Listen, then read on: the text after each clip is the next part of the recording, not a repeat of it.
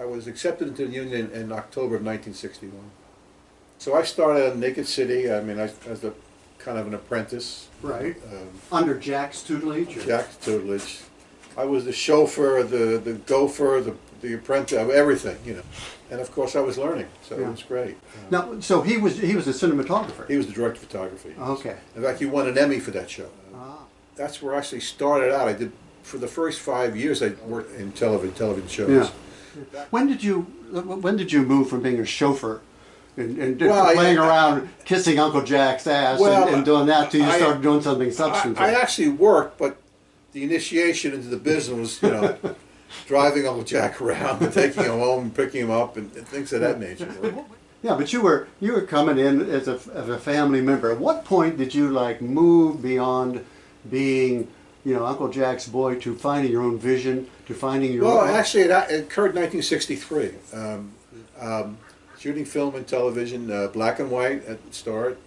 I got a break as I became the first assistant cameraman on a TV show, which was really a big move up. And we used to do 39 one-hour episodes a year. Wow. Which it was quite a grind. It was quite a grind. When did you make the move from television into movies? Well, I made the movie in 1967. A movie called "What's So Bad About Feeling Good," and it was George Peppard and Mary Tyler Moore, Dom DeLuise, directed by a famous director named George Seaton, and the costume designer was Edith Head, who was the famous costume designer from Universal. And from there I went on to do a film with my uncle called The Subject Was Roses, which Jack Albertson won the Best Supporting Actor award for that show. Patricia Neal was in it. And then... and when you said you did it, did you do second camera? What did you do? And I was the camera assistant. Okay. Camera assistant. Working with your uncle or somebody else? On Subject Was Roses, my uncle. Then after that I did The Midnight Cowboy. I was a camera assistant again, and from there I just kind of steamrolled ahead and did a lot of, so there was maybe 1 or 2 films a year that were actually shot entirely in New York. And it was back in the black and white days. It was a whole different era, but New York had a great sense about it. People loved New York. They wanted to see New York. As the industry progressed and the equipment became smaller and transportation became much more affordable, and the film became fast, it didn't need as much light, it got to the point where the public, having now traveled a lot more than they did back in the 40s and 50s, demanded to see the actual location. Around 1966, 67, New York started became a renaissance. New York at one time was the film capital of the world. It went away to Hollywood, and now a lot of it was coming back to New York in the form of movies like Rachel and The Subject Was Roses and Midnight Cowboy and The French Connection and The Exorcist and those type of movies. What great movies, though! My God. Well, yeah, it was like I said, it was a renaissance, a rebirth of New York, and it all came back. Okay. The first assistant is mainly responsible for focus. Use a tape measure. He'd measure where the people are, and all the lenses were calibrated. It required a lot of concentration, and that's what I did mainly, the focus, and of course, put the film in the camera and the other things of that nature, and assist the cameraman. I was a camera assistant for 15 years. In 1976, I became a camera operator. Okay. Where you actually take the picture. The director of photography is more involved with the lighting and with the interaction with the director. You were kind of well known as the assistant. Okay. Now you changed the camera operator. No one really knew you as a camera operator. So you'd have to kind of start at the bottom and work your way up again. And the first movie I did as a camera operator was Saturday Night Fever with John Travolta. I got lucky. A stepping stone to future projects. It's a natural progression, and it really helps you when you get to up to the top to have all that background. You've got to start with a good script. If you don't have the script, all the great photography, great wardrobe, production design, it's there, but it can't carry the film. You were talking about visual storytelling, and now you're talking about the power of the script. How do they come together when they really make magic like in Amadeus? Well, it's almost set up to be successful because you have this wonderful city, It's an old city. At the time we shot it was communist controlled. So, I mean, a lot of people didn't have access to Prague at that time. It still had the original, I mean, talking about 16th, 17th century architecture, which was perfect for the period. In fact, the theater we shot some of the film in was, it was called the Till Theater in Prague, off of Wenceslas Square. Was the original theater that Mozart performed in. But when you had the great script, then you get the great director in your mind. Then you got to get the great actors, and you get the great cinematographer, and the great production designer, and all those other things. All those factors come into play. Talk to me about Woody Allen and Annie Hall, because Well, I think a lot of Woody Allen's movies are pretty much autobiographical. I mean, especially in his mind, you know. He's a guy who lived between Canal Street and 125th Street. You know, he probably never left New York that much. You know, he was a true New Yorker, so to speak. So all the things he did were, I think, were somewhere episodes in his life. You know, he's a brilliant guy, and he's very funny in a very unnatural way. You know, he's not like a Robin Williams. You know, when you work with Robin Williams, he's on all day long. I don't know how he could do it. It was just a thing. Yeah, over here. Anybody who listened to him, he's doing shtick, you know, whatever it might be, you know. Woody Allen's different. He's very aloof. He only knows the name of 2 or 3 people on the crew. That's the way he likes it, you know. And he pretty much wears the same wardrobe all the time. He's a creature of habit, you know. That's kind of like his thing, you know. So, and it works for him, so it works for everybody else. So he's so much different, and you work with, you know, like a Milos Forman he shoots I mean, you shoot master shots, medium master shots, over shoulders, close-ups, 2 shots, and then reverse and do the same. And you shoot a tremendous amount of what we call coverage, because he wants to be able to have the freedom of being able to cut the film, you know, exactly the way he wants it. Right. And that gives it to you. Where Woody's films are pretty much his scenes play in one shot, you know, which is also an offspring of the cinematographer, great cinematographer Gordon Willis, who worked with Woody and actually helped Woody a lot. I mean, and Gordon was just a master at putting as much information into the frame as possible, and simplifying everything, you know. And then sometimes that's all it needed, you know. Some films thrive on the power of the edit, and you cut in and you cut around and bring it, and it picks up the pace. Well, Woody's films, I believe, are always like a studied piece, you know. I mean, we were shooting one day I think it was on Broadway, and it was the scene, and we went to Daly's the next day to watch it, you know, see what was going on. It was about a 2-minute scene, and Woody'd say, "Oh, I don't know," and everybody's going, "Well, what's wrong? Well, let's run it again." And we ran it again, and Woody's going, "Oh, let's run it again." We ran it again. He says. So he says to Gordon Willis, "Gordon, what do you think?" Gordon goes, "Oh, I don't know," you know, it's like, and then finally Woody says the 4th or 5th, he says, "That extra with that orange shirt just went through for a second. I didn't like that extra. Let's run it again." He ran it again. "Okay, we're going to reshoot the whole scene." That was it. That was it. All this, if you look at Annie Hall, and everything is structured. You see it's boom, you know, it's right away. With Woody setting up shots, was he as meticulous? No. Like when, Woody never set up shots. No. He would talk to Gordon, and once in a while he'd look through the camera, but Gordon would set it up, and okay, and then he would just look at it and say, "Okay, that's good, we'll do that." You know, so. Remember Annie Hall's scene where they're out in East Hampton at this person's home, and he has to pick up the lobster that's in the pot. And Woody doesn't, you know, he doesn't deal with animals and stuff like that. And he was off. We could hear him in the other room talking to the psychiatrist, getting up enough courage to pick up the lobster. Right? I swear to God. So now we go to shoot the scene, and he's, you know, you can see him. He's like, and what's the actress's name? Diane Keaton saying, "It's dead. It's dead." He says, "No, I can see it move. I can see it breathing." And he picks it up like, and this The facial structure and the grimace and everything was just, it was priceless.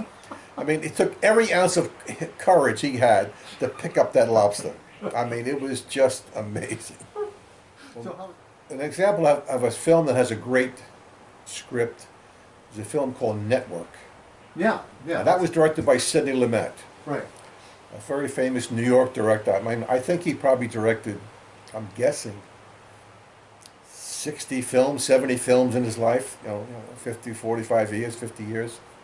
Very prolific director, very fast, very organized. Everything is, he has everything planned out. I mean, if you give him 30 days to shoot it, you're going to shoot it in 30 days or even less. Because he grew up learning directing skills in live TV, live television, where you only had one chance to shoot it, And so he had great skill at that. But he wouldn't even shoot an entire scene. He would shoot just pieces. Because he'd say, I'm not going to use that part and I don't need it because I'm going to cut and do this. He had it all in his head already. I mean, shooting the film was like a anticlimactic for him. Just brilliant the way he had everything scripted and structured. Everybody has their own style. Yeah, yeah.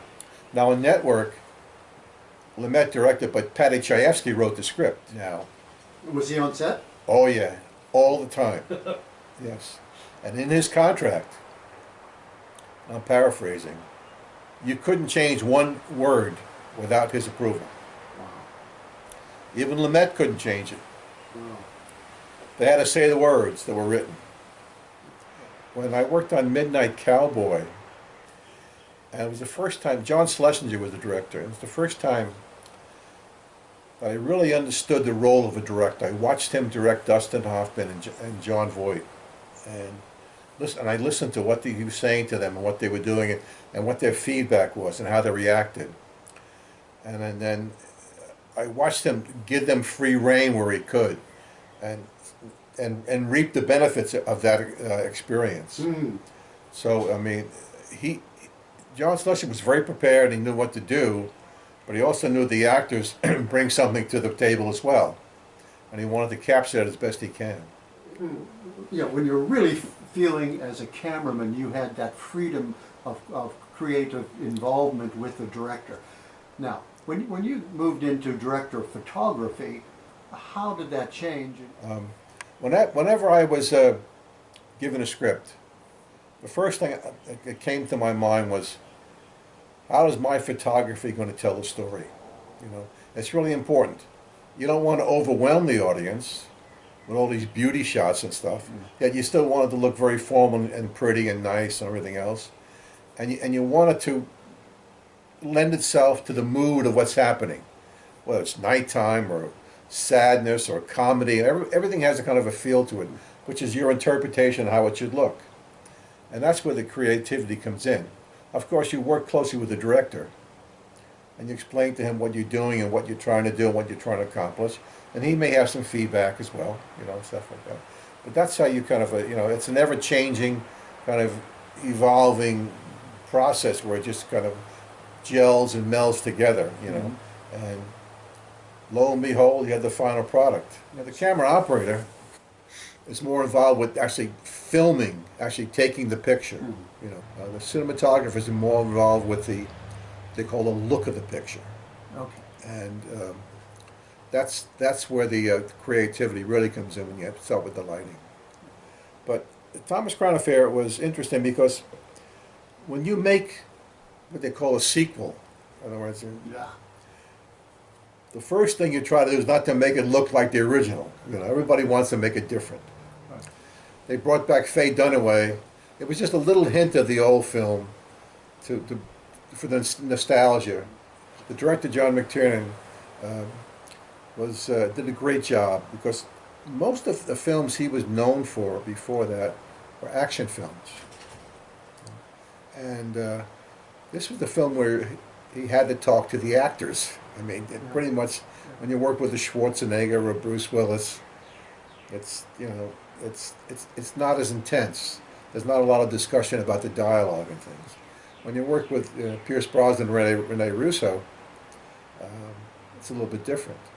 but he adapted it too well. They loved him. He did an incredible job. He's a great director. Great director. Um, he likes to kind of surprise you. That's one of his things. And he'll just pull things out of his hat and say, oh, by the way, let's do this, and we're going to go do this, or I want to change that, or all that kind of stuff. So you've got to be on your toes, but I'll tell you, it makes the creative process really worthwhile. I loved working with him. I loved watching his brain matriculate through all this. You know, watching what he was thinking. I could almost pretty much guess what was going on. Yeah, but how did you get into his brain as director of photography? Well, first of all, by observing. I mean, obviously, you know, you watch it, you kind of know, you kind of sense now what he's doing and where he's going. You know, sometimes he'll trick you a little bit. You know, and but most of the time, you get a good sense of it. And then he enjoys creative participation. Or, I mean, were production meetings, did you have regular production meetings, or how did that? No, there was very few production meetings. A lot of the stuff was built one on top of the other, going very quickly, so we had to kind of adapt on the run. No museum would allow sunlight on a portrait, right? Yeah. Right. So you can't have direct sunlight coming. I mean, you know, it's like... So you have to kind of bring in the obvious and embellish it as much as you can. And always, again, thinking about telling the story and how it's going to go. Yeah. And also, you know, trying to create a situation where the lighting doesn't get in the way of the acting and the storytelling. So a lot of times, there's one sequence in the museum at night which is the introduction to Rene Russo. We shot the entire film in an anamorphic proportion, which means the screen was 2.3 times as wide as it was high. The lenses are structured so that they squeeze all the information, and so it'll fit on the 35 millimeter film. Okay. And then when it's projected, it's pushed out. Wow. So by having that kind of format structure in the lens, when you shine light into it, you get these beautiful beams of reflected light across and he used that very adroitly to reveal and hide things. So when you see the scene, you'll see an actor will come across and then you won't see their face, and it'll appear on the other side, or it'll block something, and then it'll reveal something. And he used it all the time. He does it a lot in his films, but it was very, very successful. What director or actor did you saw within them, like, so the purest sense of creative spirit? But I think Mike Nichols, great director. I mean, just smart, funny, great guy, never gets angry, just watches. I mean, he may not know all the particular ins and outs of the lenses and the cameras and all the lighting and stuff, Yeah. but he knows enough to ask the right questions and make the right decisions. And for that, I mean, I wish I could have done more films with Mike You Nichols. just did Silkwood with him? Yeah, did Silk with him in Texas. Right. Friedkin? Yeah. I was a camera assistant on the French Connection and The Exorcist. And that was quite an experience. And then I was cinematographer on Blue Chips, a film they did about basketball with Shaquille O'Neal. Mm-hmm. But So was he kind of challenging to work with? like in The Exorcist, we spent almost 5 months in Reagan's bedroom. 5 months. Well, you had the before and the after and the enduring, you know, and we had to freeze the set, and we had to so we could see the breath.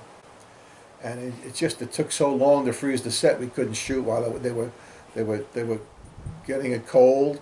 So it limited the number of takes we could do, and the number of scenes we could do in a day, and the number of shots we could do in a day. Sometimes we didn't do a shot at all. The makeup took 3 or 4 hours in the morning for each actor. So it was a painstakingly difficult movie to make, really.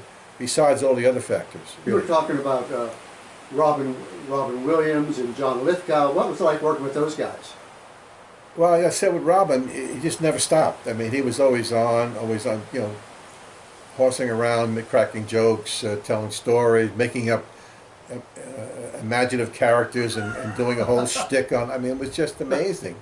I just don't know how he had the capacity to do that all the time. Yeah. And he did an incredible job. And you know, George Roy Hill was the director of that movie, and another great director to work with. Oh my God. He's a big New York director, yeah. Well, he also did, you know, The Sting, and Waldo Pepper, and he did a lot of films. What in your career were some of the more challenging stuck places you had to work through? Oh, I mean, big time. New York City subways. Spent months down there on taking of Pelham 123, the original film. I mean, not only was it dangerous, it was dark and dirty and just full of God knows what. For 35 years, these tracks hadn't been used. We did a shot one time of a train coming towards us. This is the first time a train had been in that tunnel in like 30 years. And by the train got opposite the camera, we couldn't see it. There was so much dust in the air and everything. It just obliterated the train. Working around trains is very, very dangerous. You know, I worked on Runaway Train as well up in Alaska. Same thing. I mean, sometimes the train would move for no reason. Mm-hmm. It would just move. And, you know, if somebody was underneath there working or something, you know, they're just a very, very dangerous place to work. Things like that. And which one gets your blood going as a cameraman? You know, which is well, as a camera operator, I think the more intense, serious scripted films are much more enjoyable for me. You know, action films can be fun, but there's a lot of waiting, a lot of setting up. You have to address safety issues, protection for the camera and the crew. And we used to have an expression, you know, whenever we had an explosion, we'd always say to the special effects man, "Where can we put the camera?" He said, "Oh, it'd be safe, like right here." Then we moved the camera 20 feet back. You never know. You never know. And you just put a different lens on to get the same image, but just a little, because you never know what's going to happen, and make it as safe as possible for everyone. But the more intense films I enjoyed more, you know, like a Silkwood or a Kramer versus Kramer. I mean, those are just, you know, Network, just... Sleeping with the Enemy, was that fun? That was fun. And it was shot in Wilmington, North Carolina, and in Abbeville, South Carolina, I believe we were there. Everybody worked really hard, and it showed in the movie. It was really done well. Yeah. And the cinematographer was a gentleman named Conrad Hall, great cinematographer, very famous. And he wasn't what you'd call a beau vivant. I mean, he would show up with a straggly hair and an old jacket and, you know, jeans and loafers with no socks, and it just, you know, it was like, in fact, one day he showed up and he went over to the craft service table to get some coffee or something, you know, and there was this big burly Teamster there, and the Teamster took one look at him and he said, "Get out of here, you bum!" And he's trying to chase him away, right? And he's saying, "No, I'm the cinematographer." He says, "Get out of here!" So he had to run and get the producer and bring the producer back and explain to the that he was the cameraman. The guy wouldn't let him near the craft service. It was just, and I was across the street watching this, and I was laughing. Oh my God. Penny Marshall. Yeah, what would you work with her on? Robin Williams and Robert De Niro. Oh, Awakening? Awakening. Yeah. You know, again, Penny's the different director, you know. Again, you never hear harsh words from Penny, you know. She'd go like, "What are we doing today?" You know, but she, you know, she knew, but she played it. "What are we doing today?" "Oh, I don't want to do that scene today." "We have to do that." "Yes, Penny, we got to do that scene today." She's just kind of like a New York shtick, you know. But she was great at it. She'd say, "I don't care what you do. I just want to see the actor's eyes. That's where the expression is. That's where the whole movie is for me." But she relied on Miroslav Ondacek, the cinematographer, and myself to structure the movie. So she had all the coverage, she had everything she needed. Yeah. You know, we took care of all the mechanics of it so that she could just go and do it. You know, But she had a great sense about her. She's a very good director. Very, very good, very good. She worked with the actors a lot then. Yes, all the time, all the time. With movement and tone and things, and you know. Multiple takes. Well, on League of Their Own, we shot 1.5 million feet of film. So I would say on that film, yes, it was multiple takes. The film is that we shot the barbershop at 2 different locations. One, we shot all the scenes where that connected the inside to the outside, the exterior to the interior. From inside the barbershop looking out for a certain number of days. They took the whole entire barbershop apart, brought it to the stage and reconstructed it, because the location was an ideal for photographing because the ceilings were low and once before. The hardest part of barbershop was getting the actors to the set. So what we tried to do was once we got them there, we tried to keep them there. They wouldn't let them go out. What advice would you give a young cinematographer today? Well, I think if I was talking to a young cinematographer, I would tell him to release his energy, go beyond what you consider the safe area. Do things a little differently. Think about the storytelling. You don't have to light every face in every scene. You don't have to light everything up to the point where it looks like an explosion in the Sherman-Williams factory. You know, you can play things in silhouette. You can do tricks. You can anything you can to make the movie interesting. I was talking to the director, Tim Story, the director of Barbershop. We had a motto: if the camera doesn't move, the actors move. The actors can't move, we'll go to handheld. If you can't go to handheld, we'll go to off-angle shots. Anything to make it interesting. This is different. Oh yeah, they want that quick look. So pushing, bang, cut here, go there, and it's great storytelling in its own right. Yeah. But it's also a little more difficult to shoot. You worked with Meryl Streep on how many films? I did 5 movies with Meryl Streep. Yeah. Tell me about her. What's she like to work with?